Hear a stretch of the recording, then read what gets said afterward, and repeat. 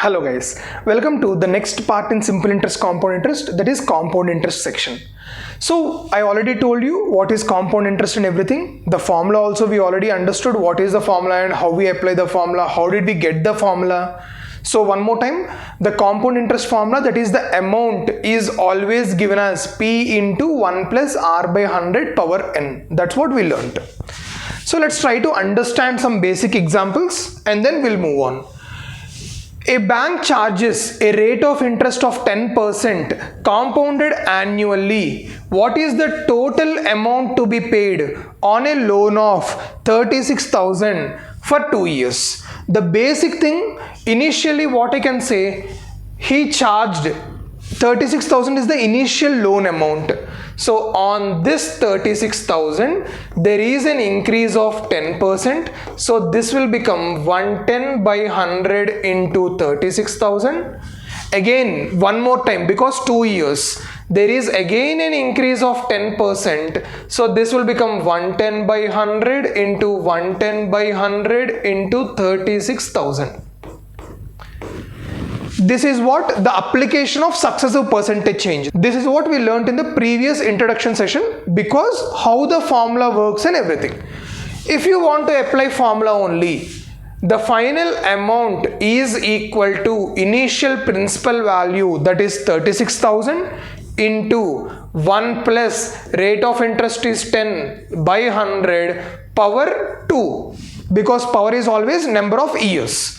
So this will be 36,000 into 110 by 100 whole square, which is 36,000 into 110 by 100 into 110 by 100. The same thing we got here also. Quickly calculate and tell me the answer. And compound interest, it is easy to use the calculator, because anyway we have calculator in the exam. If at all you are getting any stupid numbers, just use calculator and try to get the answer. Don't waste time in compound interest. Perfect. The answer is 43560. Clear. This double zero gets cancelled. Double zero, this gets cancelled. So 121 into 360 will be the answer. Clear? Next one. A man takes a loan of 1 lakh for 2 years at a compound interest. If he has to return rupees 110250, find the rate of interest charged. So he is paying back 110250. Initially he charged 1 lakh into 1 plus rate of interest is what we need to find out. Time period is 2 years, power 2. Clear? So this will 0 gets cancelled. 11025 by 1134 equal to 1 plus R by 100 whole square. So the square will come this side, it will become square root. So this can be written as square root of 11025 by 1234 equal to 1 plus R by 100. Whenever it is ending with 25, the number should be either 105, 115, 125, something ending with 5. So just check 105 because it is closest number. If it is working, good, or else we'll go with the regular calculator. But 11025 is a square of 105. So this is 105 by 100 is equal to 100 plus R by 100. 100 gets cancelled. R will be that extra 5. Clear? Perfect. Next one. An amount doubles itself in 7 years. The same style of question, if you remember, we did in simple interest also in the previous session. Now it is in compound interest. The amount doubles itself. So P becomes 2P in 7 years. So for the amount to double, it is taking 7 years. Which means for this to double and become 4P, it will take 7 more years. We want 8 times of the original amount. So for this to become 8P, that is double again, it will take 7 more years. So P to become 8P, 7 threes, it will take 21 years. That is the difference between your simple interest and compound interest. Compound interest keep on doubling the values in very less time. If it is simple interest, it will take a lot of time for the same thing to happen. That is why whenever you invest something in mutual funds, they say the amount keep on growing after 10 or 15 years. The initial 10-15 years will be very slow, but once the magic of time comes into picture, it will keep on doubling very quickly. So answer is option 2, 21 years. Next one, the same application. Try to solve this one. Manu lent some money to his friend at some interest. Amount triples in 5 years, compounded annually. In how many years the amount payable back becomes 9 times itself? So P becomes 3P in 5 years. So for the amount to triple, it is taking 5 years. This to triple, it will take 5 more years. So amount to become 9 times itself, it will take 10 more years. Clear? Next one.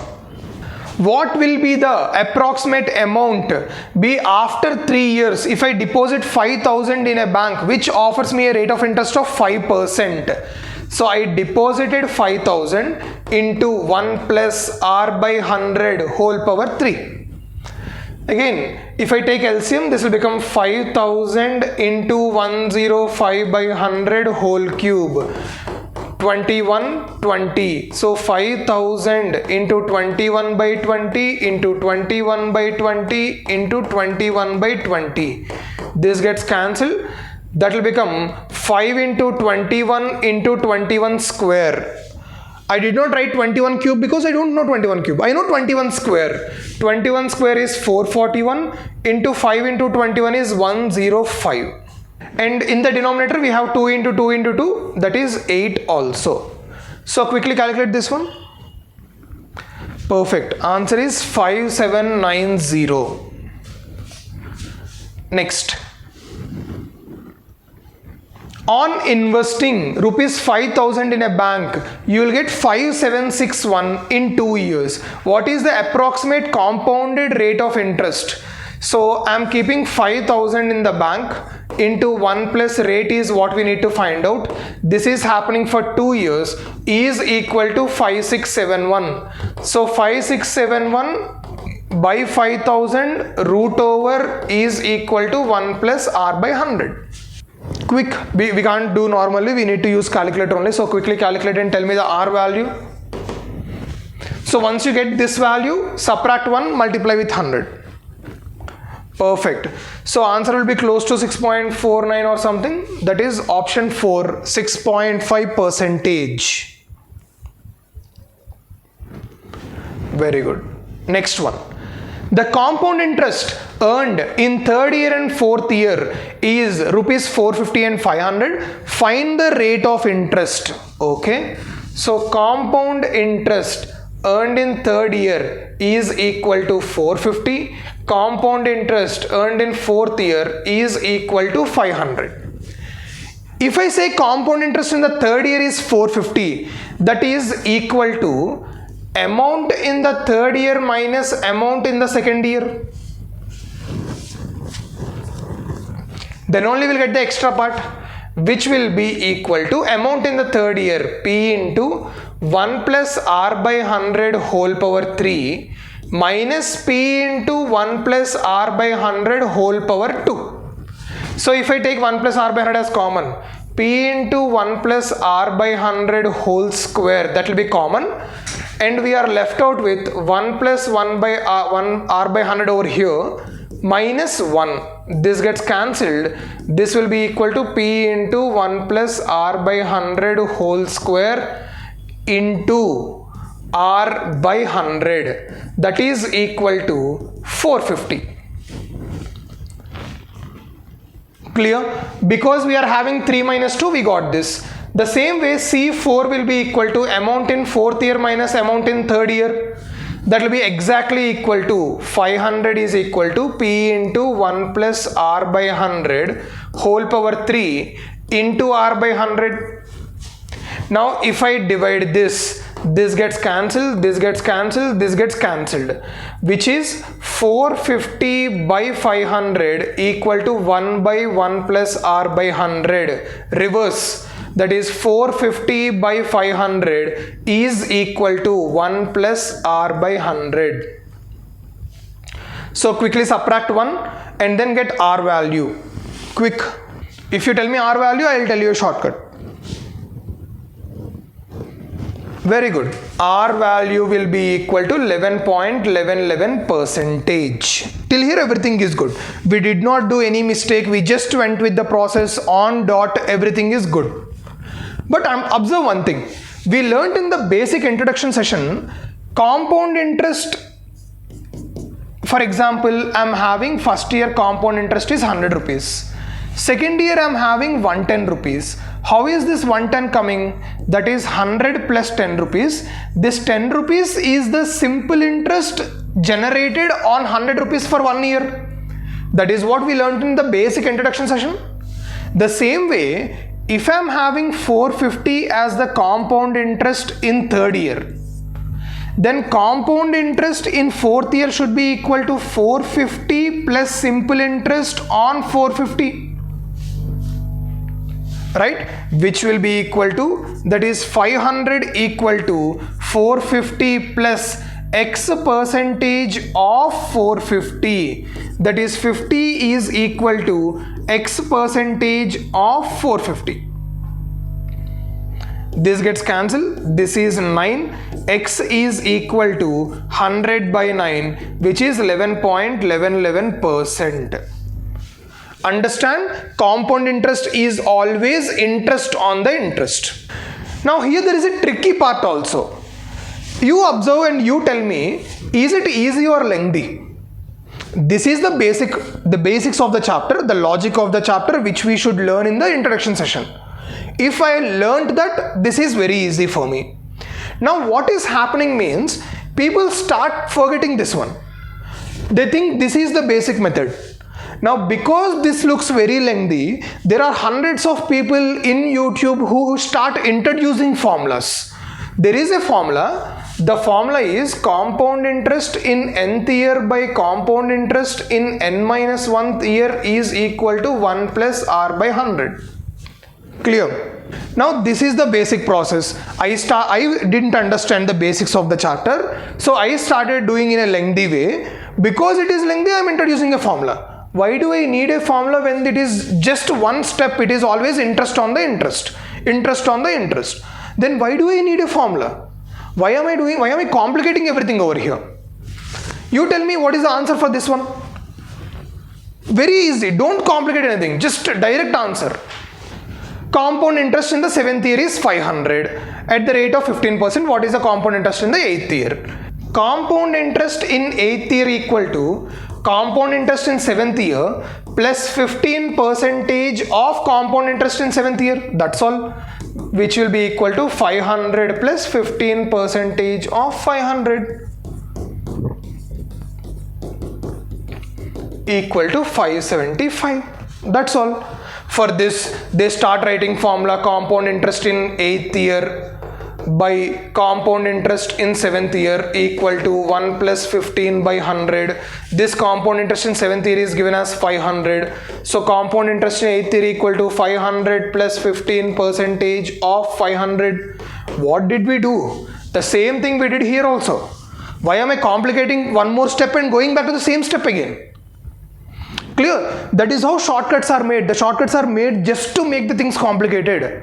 And when we are preparing for one of the prestigious colleges in India, understand, they don't expect you to remember the formula. I already told you in the previous session also.